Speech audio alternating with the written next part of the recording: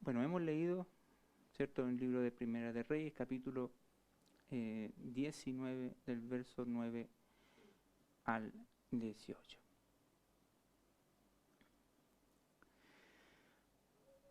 Una pregunta, una pregunta. ¿Quién no siente dolor o desazón? ¿Quién, cierto, no siente estas cosas y se aflige su corazón? Incluso al extremo de pensar, hermano querido, de que estamos solos. Y aun cuando las respuestas de Dios están, aún así, cierto, pareciera que nada fuera suficiente para poder calmar lo que es nuestro dolor. Esta historia, lo que hemos leído, se enmarca o nos coloca en el tiempo de un Israel dividido, de un Israel donde la idolatría estaba marcando la vida de los habitantes de Israel. Tenemos que saber nosotros que después de Salomón el reino es dividido, por lo tanto se habla de Israel el norte y Judá en el sur. Y esta historia nos coloca en Israel en el norte. Y Elías juega un papel muy importante dentro de esta historia, sobre todo en estos capítulos de Primera de Reyes o en esta época, porque a través de él Dios hizo muchas cosas para poder demostrar, ¿verdad?, de que su poder seguía estando presente con el pueblo. Y Elías, después de haber derrotado por medio de la respuesta de Dios con fuego desde el cielo, a todos los profetas de Baal, habían 450 aproximadamente profetas de Baal, eh, todos ellos son derrotados por Dios, ¿ya? Porque el desafío, ¿cuál era? Que el Dios que respondiera con fuego desde el cielo, ese era el verdadero Dios.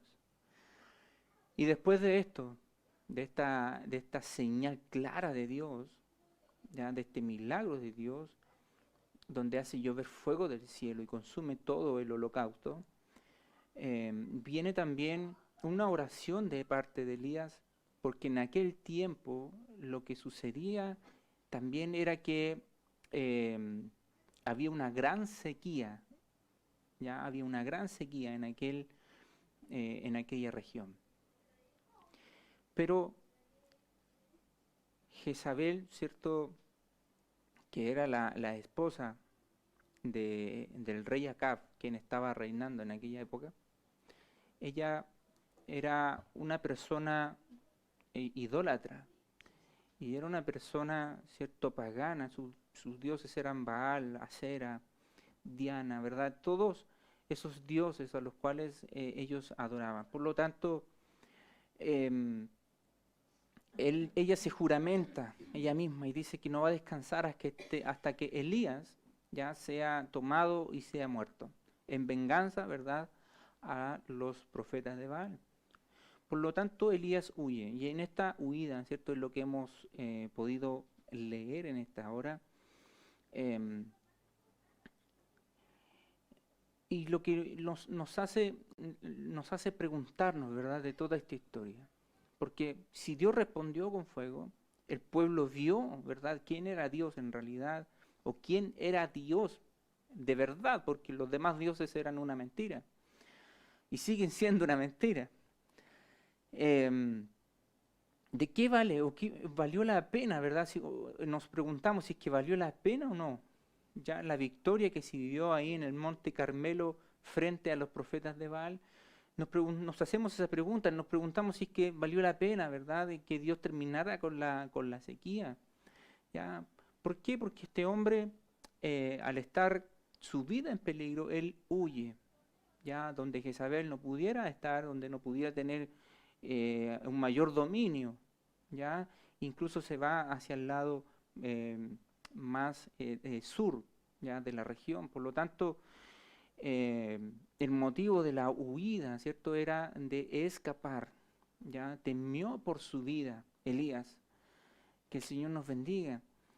Entonces, Eh, y dentro de su discurso es cuando habla con Dios, ¿verdad, Elías?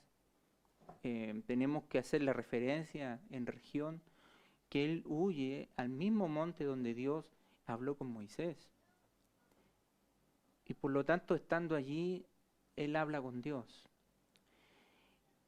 Y el discurso que él tenía dentro de su corazón, ya el pensamiento que él tenía, era de que todos, o todo el pueblo, ya se había vuelto un pueblo idólatra. Por lo tanto, no quedaba nadie, solamente él, ya protegiendo, digámoslo así, la religión de aquella época. Solamente él quedaba protegiendo o teniendo este vivo celo, como lo llama él, por Jehová Dios. Que el Señor nos bendiga.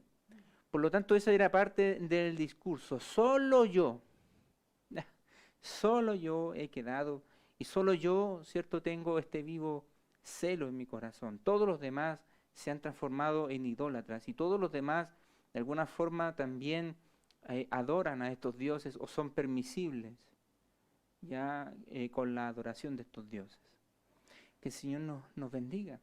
Y frente a este panorama, él decide escapar lejos de Jezabel. Y ya lo dijimos, yendo a la misma montaña donde Dios habló con Moisés. Que el Señor nos bendiga. Una pregunta, ¿qué es el hombre ante Dios? ¿Qué es el hombre ante Dios? De repente tenemos una respuesta como esta. Decimos, no, si no somos nada. Pero ese no somos nada muchas veces está disfrazado, ¿sabe de qué? De una falsa humildad.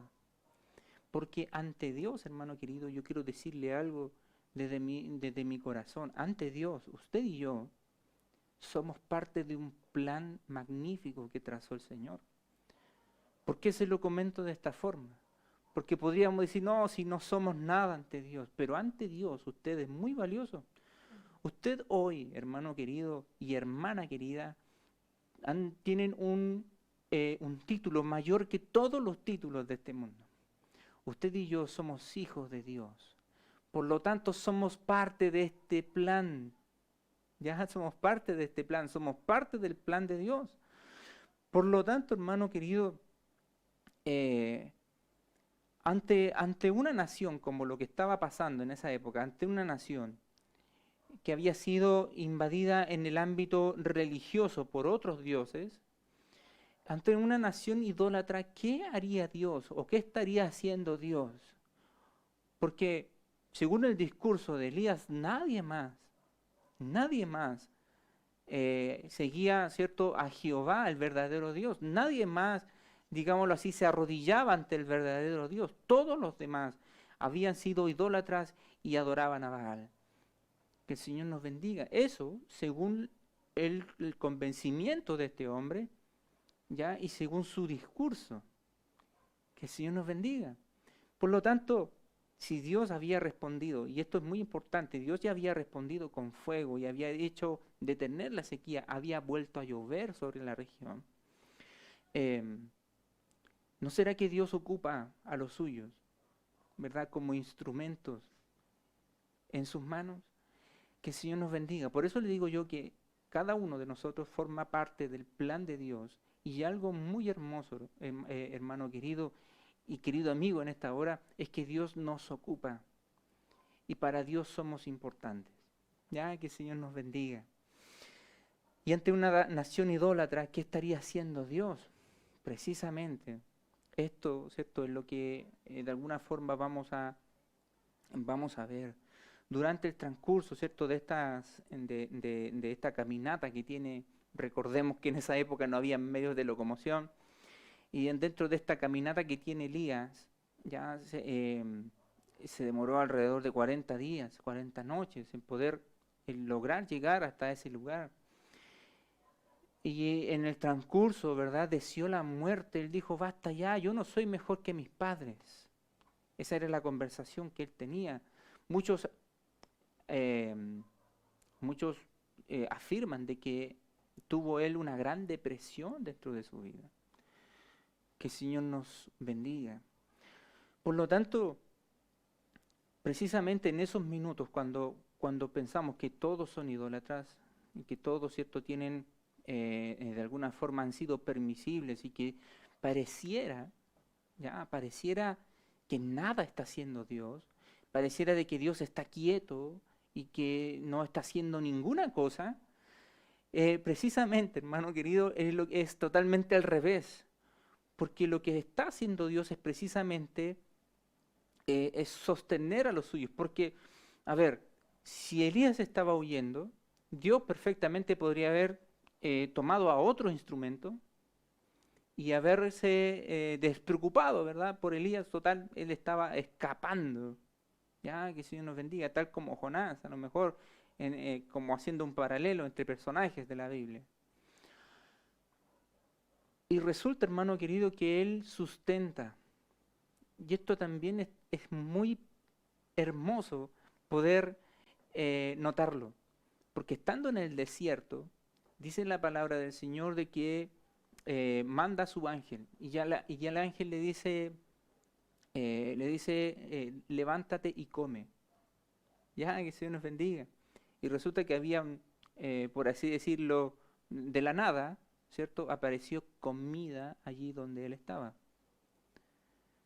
Entonces, ¿quién hace esas cosas? Solamente Dios.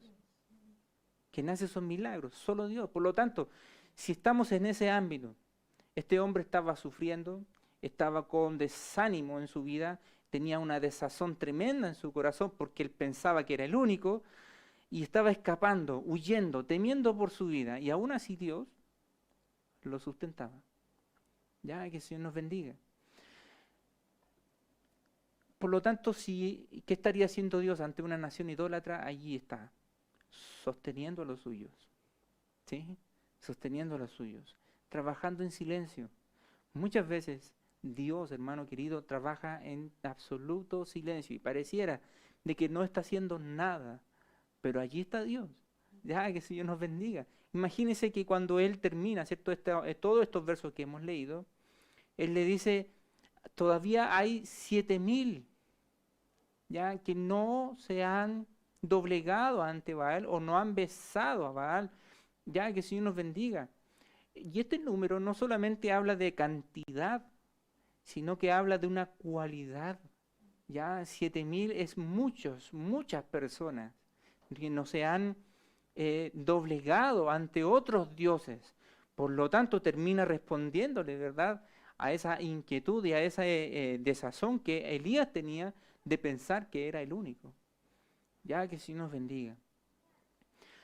¿Qué también estaba haciendo Dios? Él estaba firmando su pacto. Esto tenemos que tener en cuenta, hermano amado. Ante una gran influencia de naciones paganas sobre Israel, terminaron adorando a sus dioses de estas naciones paganas. Terminaron siendo influenciados por estas personas para poder levantar altares a esos dioses. Jezabel es una muestra. Ella era una princesa pagana, de una nación pagana.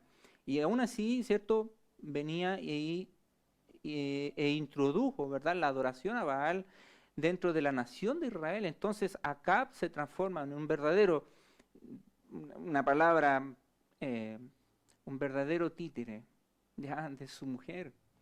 Que el Señor nos bendiga. Por lo tanto, hermano querido, esa era la influencia de los dioses paganos en aquel entonces. Entonces, tenemos, ¿cierto?, de que Dios está afirmando también lo que es su pacto. Vamos a ver que queda demostrado cómo Dios trabaja y cómo Dios ya tiene todo pensado, hermano querido. ¿Por qué? ¿Por qué decimos que Él está firmando su pacto? Él está firmando su pacto y su promesa, ¿verdad?, con Israel, porque Él da a conocer su plan. Y al dar a conocer su plan, eran las cosas que a Elías todavía le quedaban por hacer. Escuche bien, cuando Dios le pregunta, ¿qué haces aquí, Elías?, es porque en realidad había un dejo de preocupación de ver, ¿cierto?, al profeta suyo, ya tratando de escapar por su vida. Que el Señor nos bendiga, siendo de que él tenía una labor importante que cumplir en aquella nación. Por lo tanto, es lo que le da a conocer a Elías el plan que sigue más adelante. Ya que el Señor nos bendiga. Él tiene que nombrar, ¿verdad? O ungir. Ungir y nombrar son las mismas cosas en el Antiguo Testamento. A un par de reyes para que pudieran reinar en Siria y a Jehú, ¿cierto? Quien iba a reinar en Israel. Israel en el norte. ¿Ya? ¿Por qué Dios, ¿cierto? Tiene que hacer todas estas cosas a través del profeta? Porque fueron estos hombres, hermano amado, fueron estos hombres con los cuales Dios siguió su plan, e incluso el sucesor de Elías, quien vendría a ser Eliseo. ¿Ya? Que el Señor nos guarde. Se me olvida el nombre. Hazael iba a ser el rey en Siria. Y Siria, hermano querido, iba a ser la nación que después iba a invadir precisamente, o iban a ser castigados por Siria, los israelitas del norte. Por lo tanto, ¿estaba Dios o no estaba Dios en el plan? Claro que sí. ¿Quién es el que elimina el culto a Baal? Es precisamente Jehú, el nuevo rey. Que el Señor nos bendiga. Por lo tanto, ¿estaba o no dentro de los planes de Dios todo lo que estaba pasando? Claro que sí. Por lo tanto, hermano querido, todas estas cosas nos vamos a dar cuenta de que Dios, cierto, dentro de su providencia, dentro de todo lo que hace, Él siempre está trabajando. Y siempre lo hace, tal vez para nosotros, de una forma imperceptible, que no lo vemos y que no lo sentimos y que decimos, ¿dónde está Dios cuando más lo necesito? Seguramente está haciendo algo que para su vista y la mía, cierto, es totalmente imperceptible, pero aún así tenemos que tener certeza de que Dios y su providencia estará, cierto, teniéndonos en cuenta en el global de todas las cosas. Ya que el Señor nos bendiga. Por lo tanto, hermano amado, es algo muy hermoso lo que Dios hace con estos hombres. Y es muy hermoso pensar también de que dentro del plan divino, dentro de todo el plan divino, estaba usted y estaba yo. ¿En qué sentido? En el sentido de que Dios tiene que darnos, ¿cierto?, una posibilidad de alcanzar salvación. ¿Y cómo lo hizo? ¿A través de qué? O a través, mejor dicho, ¿de quién lo hizo? Si no es a través de Cristo. Entonces, ¿cómo Dios lo hizo, verdad? ¿Cómo le dio salvación al hombre? Porque a la verdad, ¿cierto?, la relación con Dios estaba quebrada. Por lo tanto, tenía que haber una salvación, tenía que haber alguien que pagara, ¿verdad?, este gran precio de sangre. Ya, que el Señor nos bendiga. Por lo tanto, Jesucristo el Señor se transforma en este personaje central de toda la historia, ¿cierto?, de lo que es el Evangelio en realidad. Que el Señor nos bendiga. ¿Por qué le digo que estaba dentro de los planes? Porque así Dios lo trazó. Dentro de todo el plan de la humanidad estábamos, ¿cierto?, incluidos allí. Incluso desde el primer comienzo, donde Dios hace un pacto con Abraham, allí estábamos nosotros también incluidos. Que el Señor nos bendiga. Por lo tanto, hermano querido, debemos de pensar de que somos importantes para Dios y estamos dentro de su plan. ¿Sí? Nunca podríamos decir de que Dios no tiene nada preparado para nosotros o que no hay propósito en nuestra vida, porque estaríamos tratando de engañarnos a nosotros mismos. Porque si Dios nos ha transformado y nos ha hecho sus hijos, es porque Dios tiene un plan. Y Dios ha querido trazarlo, ¿verdad?, con cada uno de nosotros. Ya que el Señor nos bendiga. Mire, cuando leemos, ¿cierto?, esta parte de la porción de la Biblia, nos vamos a dar cuenta de que Dios responde de muchas formas. Cuando Elías le pidió apoyo, ¿cierto?, estando allí en el Monte Carmelo ante todos los profetas de Baal, Dios respondió con fuego.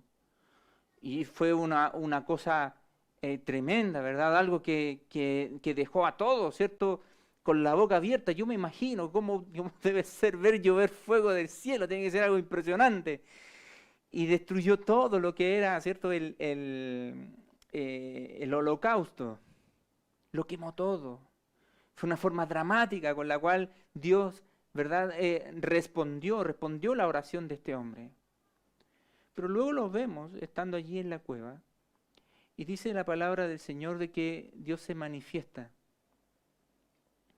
Y se manifiesta de algunas formas que son muy diferentes. Ya, que el Señor nos bendiga. Primero, ¿cierto?, a través de un poderoso viento que rompía los montes y quebraba las peñas delante de Jehová. Pero Jehová no estaba en el viento. Tras el viento un terremoto, pero Jehová no estaba en el terremoto. Y tras el terremoto un fuego, pero Jehová no estaba en el fuego. Y tras el fuego un silbo apacible y delicado. Y cuando lo oyó Elías, cubrió su rostro y con su manto, y salió y se puso a la puerta de la cueva. Y allí volvió Dios a hablar con él. Ya, que el Señor nos bendiga. Por lo tanto, Dios tiene muchas formas, ya, de responder, o muchas formas de dar su respuesta de formas diversas. Como respondió en el Monte Carmelo, con fuego, viento. En la cueva con terremoto, con fuego también. Pero también estaba el silbo apacible y delicado.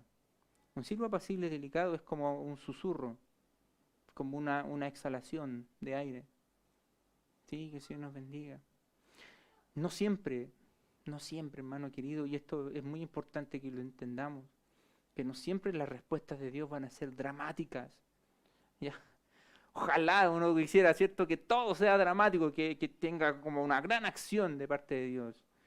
No siempre Dios responde de forma dramática. Tal vez en un silbo apacible, allí está, ¿cierto?, lo que pertenece a nuestra respuesta.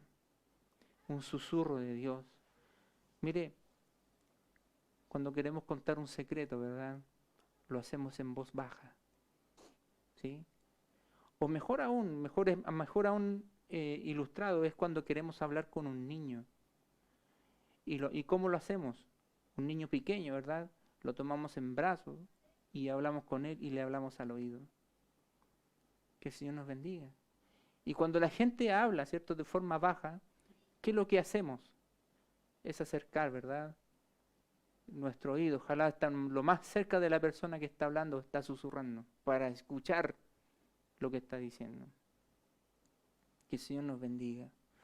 Hoy es necesario, hermano amado, es necesario que entendamos de que si Dios está hablando y si que Dios está trabajando, tal vez nuestra respuesta no está en algo dramático, tal vez es un silbo apacible, es un susurro.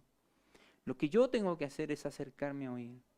La fe, lo hablábamos el otro día, el día jueves, viene por el oír y el oír por la palabra. La palabra de Dios es algo muy importante, hermano querido, en la vida de todo cristiano.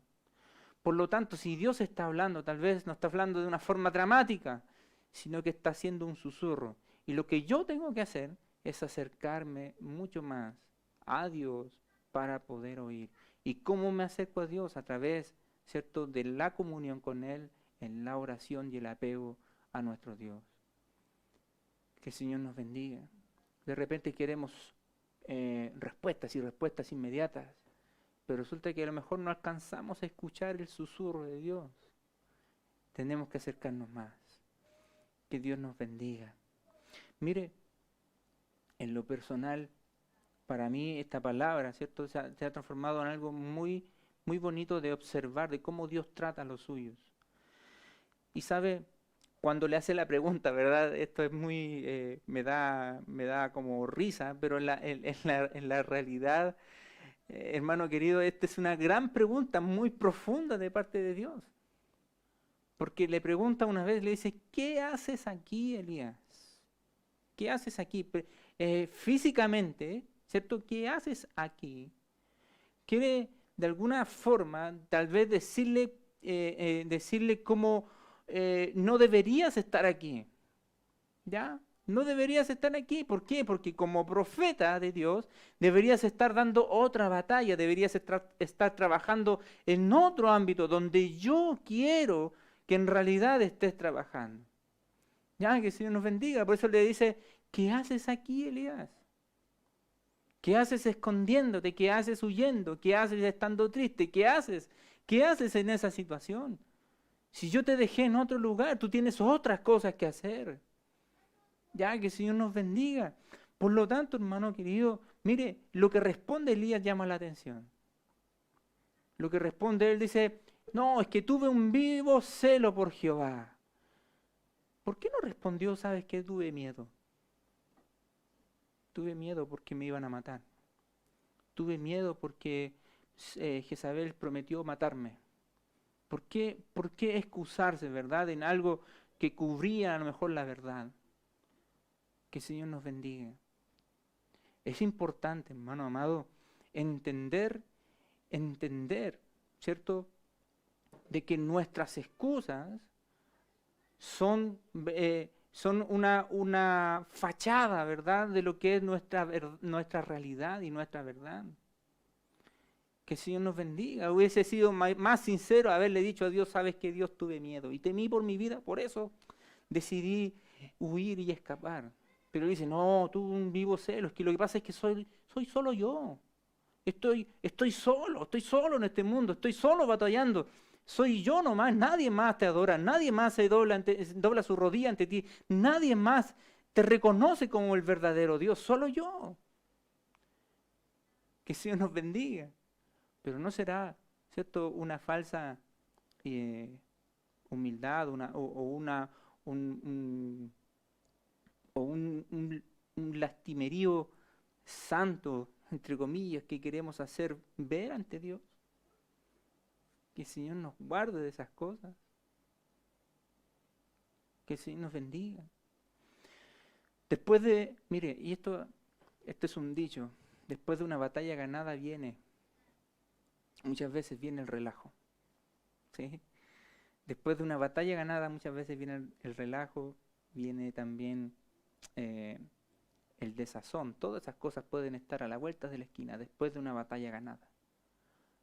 Por lo tanto, hermano querido, si Dios nos ha dado victoria una vez, no debemos de bajar los brazos, ¿sí? No debemos de dejar de trabajar por lo cual Dios nos ha puesto en esta vida, en este mundo. No debemos de dejar de adorar su nombre por una victoria dentro de nuestra vida, por una batalla ganada, no.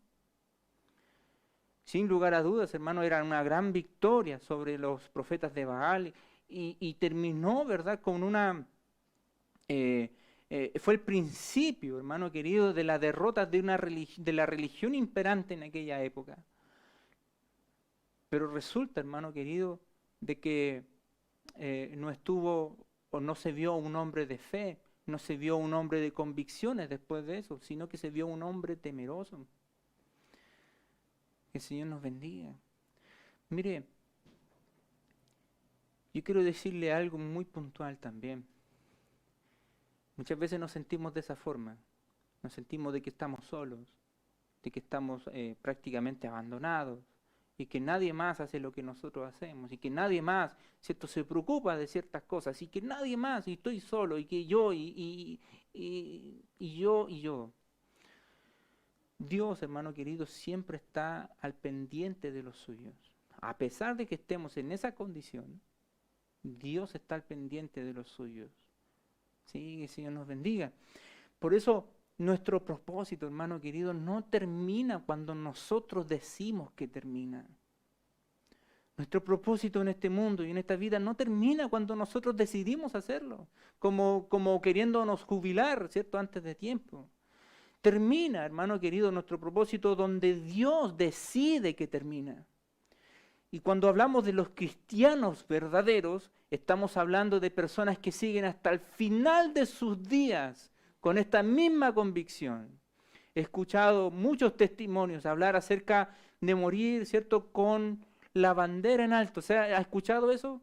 Es porque eso se transforma en una realidad. Hasta los últimos días de nuestra vida estamos con esa convicción en nuestro corazón de que Dios puede seguir haciendo cosas con nuestra vida. Que el Señor nos bendiga. Por lo tanto, no termina cuando yo decido que termina, como decir, no, yo abandono todo esto porque no es para mí, yo estoy solo y nadie me acompaña y nadie quiere estar en la misma conmigo. Que el Señor nos bendiga. Oiga, hermano querido, esto no se termina cuando yo digo, cuando Dios diga. Allí recién se termina nuestro propósito. Quiero decirle, hermano amado, que toda esta forma de que como Dios tiene para poder manifestarse, ¿verdad? Y sobre todo en esta historia que es muy particular, a través del viento, del terremoto, del fuego, eso tiene la pinta de una gran tormenta, ¿verdad?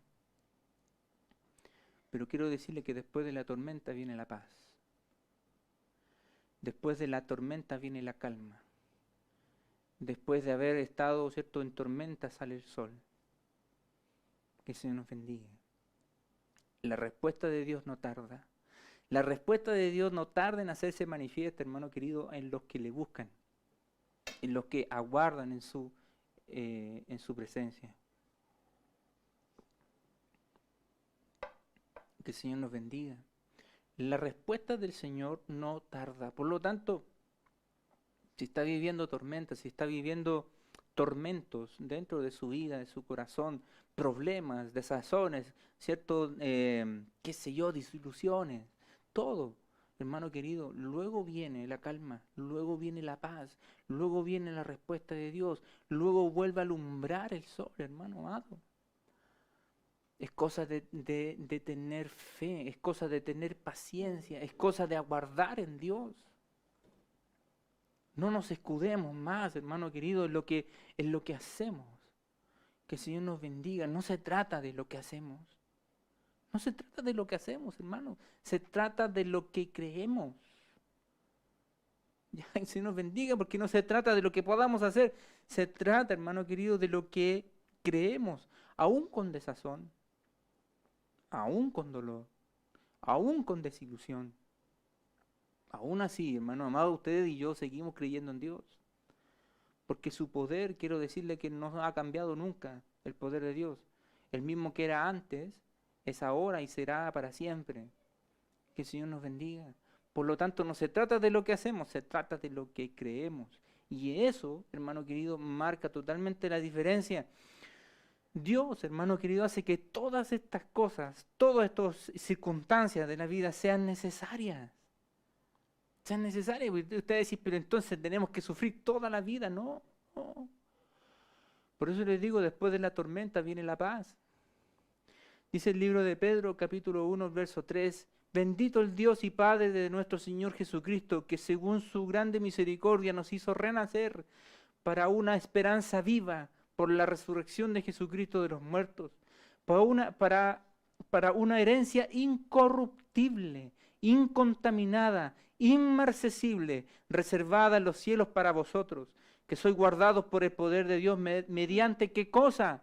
La fe, para alcanzar la salvación que está preparada para ser manifestada en el tiempo postrero, en lo cual vosotros os alegráis, porque ahora, aunque ahora por un poco de tiempo, si es necesario, tengáis que ser afligidos en diversas pruebas, para que sometida a prueba vuestra fe, mucho más preciosa que el oro, el cual aunque perecedero se prueba con fuego, sea hallada en alabanza, gloria y honra cuando sea manifestado Jesucristo, a quien vosotros amáis sin haberle visto, a quien creyendo aún que ahora no lo veis, os alegráis con gozo inefable y glorioso, obteniendo el fin de vuestra fe, que es la salvación de vuestras almas.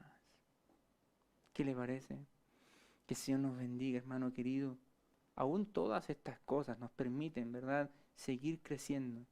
Aún todas estas cosas nos permiten pensar de que hay un Dios grande, maravilloso y poderoso en medio nuestro.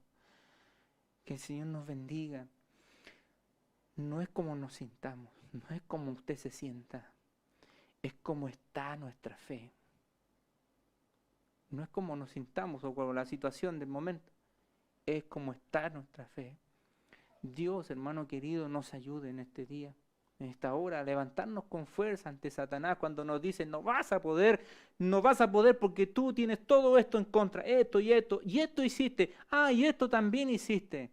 Aun cuando Satanás, hermano querido, está en contra de todo lo que hacemos, usted y yo tenemos que levantarnos valientemente en el nombre de Jesús y poder luchar y poder tener esta fe, hermano amado, esta fe que es inmarcesible, dice la palabra del Señor, que no se marchita nunca.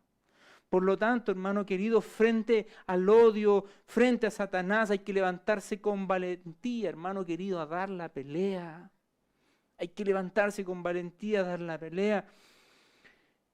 Mire, para terminar, algo muy lindo que le dice el ángel de Jehová a Elías. Era tanta el cansancio que él tenía que se quedó dormido. Y dice que un ángel lo despierta y le dice algo muy importante que yo quiero compartirlo con usted hoy. Y le dice, levántate y come. ¿Sí?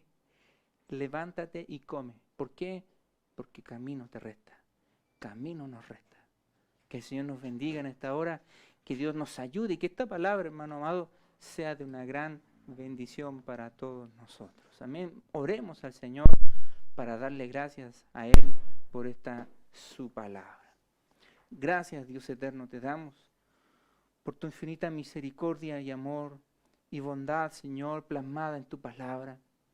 Es tan importante entender, Dios amado, lo que tú estás haciendo. Tal vez es algo que es en el silencio, que es, Señor, algo imperceptible para nosotros, nuestra vista, no lo alcanza a ver y estamos allí sumidos en el desazón, en el dolor, en la aflicción.